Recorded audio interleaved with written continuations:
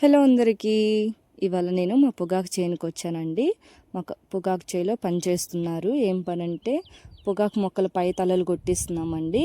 ఆ తలలు ఎందుకు కొట్టిస్తున్నామంటే తలలు కొట్టించేసి లిక్విడ్ పోస్తే కింద వచ్చే పై టాపాకులు కూడా బాగా పొడవుగా పెరుగుతాయి అని చెప్పారండి.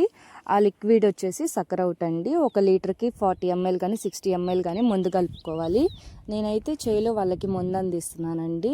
వాళ్ళ దగ్గర లీటర్ బాటిల్స్ ఉంటాయి అన్నమాట. వాళ్ళు ఆ పైన పువ్వు తుంచంగానే ఈ బాటిల్లో ఉన్న మందు చెట్టు మీద పోస్తారండి. ఆ చెట్టు మీద సగం చెట్టు దాకా మందు అనేది కారుతుంది. అప్పుడు మనకి ఆ కారటం వల్ల ఆ లిక్విడ్ పోయటం వల్ల ఆకు అనేది చాలా బలంగా పొడవుగా పెరుగుతుందండి.